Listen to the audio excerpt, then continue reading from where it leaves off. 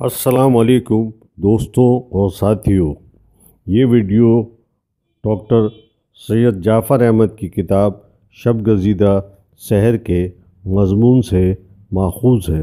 اس video میں ہم آپ کو خواجہ ناظم الدین کی معزولی کے اسباب اور اس کے بعد پاکستان کی سیاست پہ مرتب ہونے والے اس کے اثرات کے متعلق آگاہ کریں گے، جس سے آپ اس بات کے متعلق آگاہی حاصل کریں گے کہ 1954 میں جو داغ بیل پڑ گئی تھی وہ آج تک جاری ہے۔ پنجاب میں مارشاء اللہ 4 مارچ سے 14 مئی 1953 کے مختصر عرصے تک جاری رہا، مگر اس کے دور رس اثرات مرتب ہوئے۔ پروفیسر حسن عسکری رضوی اپنی تصنیف پاکستان میں فوج اور سیاست میں لکھتے ہیں کہ مارشاء اللہ کے مختصر دور نے فوج کو سول حکومت کے فرائض کی انجام دہی کا ایک قیمتی تجربہ فراہم کیا۔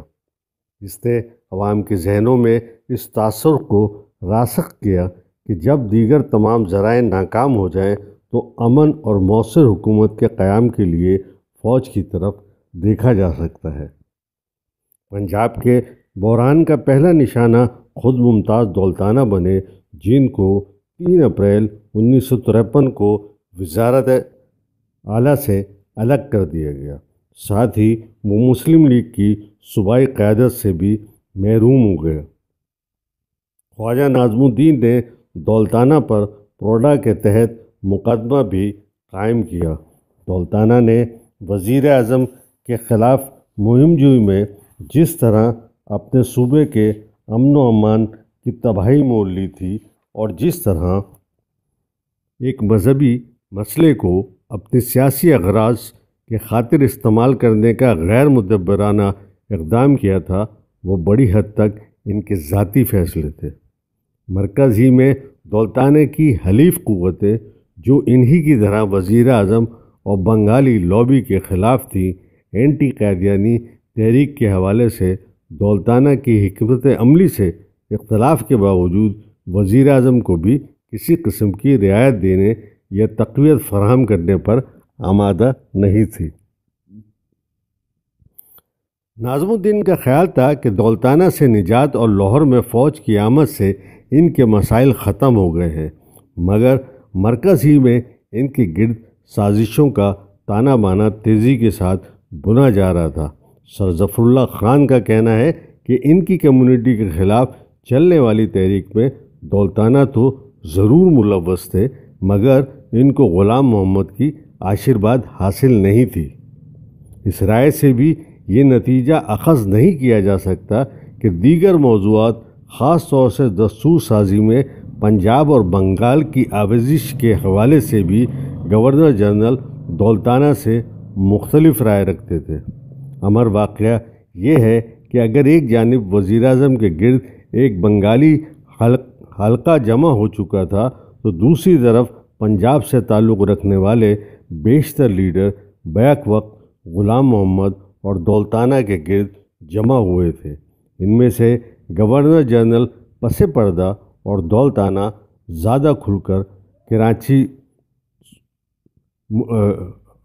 کھل کر اپنی صوبائی لابی کی ترجمانی کے فرائض سر انجام دے رہے تھے۔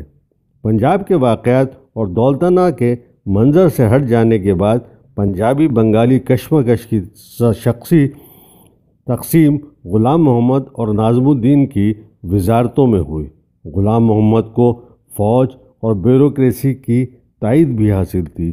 واضح رہے کہ ان دونوں اداروں میں بنگال کی نمائندگی نہ ہونے کے برابر اور پنجاب کی نمائندگی غیر متناسب طور پر زیادہ تھی۔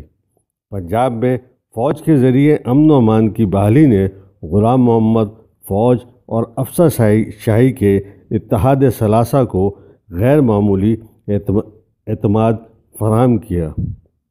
اس اتحاد ثلاثہ ٹرائیکا پر مشتمل مقتدرہ کے لیے یہ موزوں ترین وقت تھا کہ وہ بنگالی وزیر اعظم کے گرد منظم ہو جانے والے بنگالی حلقے کو منتشر کرنے کے لیے اقدام کرے۔ یہ اقدام وزیر اعظم کی معزولی کے ذریعے ہی کیا جا سکتا تھا۔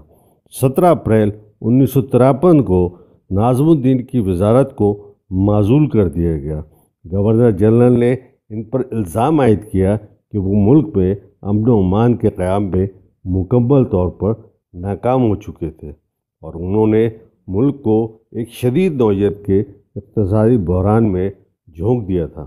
ناظم الدین کے خلاف کارروائی کرتے وقت گورنر جنرل نے اس حقیقت کو یکسر قابل اعتماد نہ سمجھا کہ ایک ماہ قبل ہی حکومت نے اسمبلی سے بجٹ منظور کروایا تھا جو وزیر اعظم اور ان کی کابینہ پر اسمبلی کے اعتماد کا مظہر تھا۔ یہی نہیں بلکہ ناظم الدین کو معزول کرنے سے 10 روز قبل غلام محمد ان کی حکومت کا دفاع بھی کر چکے تھے۔ 8 اپریل کو روٹری کلب کے اراکین سے خطاب کرتے ہوئے انہوں نے قوم سے کہا تھا کہ وہ تنقید برائے تنقید کی روش کو ترک کر دے۔ حکومت کی خوراک کی قلت کو دور کرنے کی پالیسی کا دفاع کرتے ہوئے انہوں نے کہا کہ غذائی قلت کی صورتحال سے عہد برآ ہونے کے لیے وہ سب کچھ کیا گیا جو ایک مختصر مدت میں کیا جا سکتا ہے۔ ناظم الدین کو برطرف کرنے سے پہلے ان کو اپنی کابینہ سمیت گورنر جنرل ہاؤس طلب کیا گیا، جہاں غلام محمد نے ان سے ان کے استعفے طلب کیا۔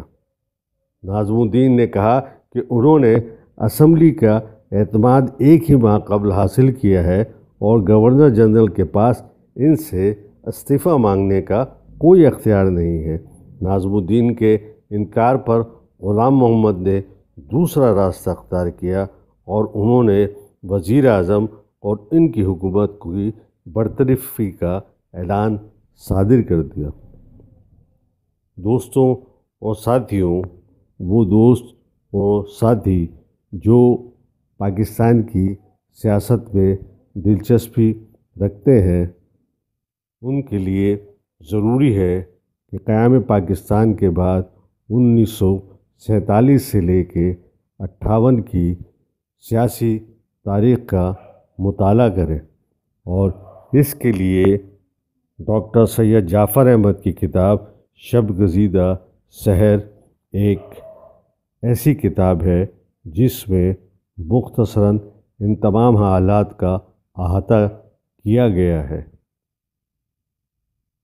دوستوں اور ساتھیوں، آپ سے درخواست ہے کہ ہمارے احساس انفو یوٹیوب چینل کو سبسکرائب کیجئے، بیل آئیکن کو پریس کیجئے، ہماری ویڈیو کو شیئر کر کے اور کمنٹس کر کے ہماری حوصلہ افزائی کیجئے اور آگاہی کی اس مہم میں آپ بھی ہمارے حصے دار بنیے۔ شکریہ۔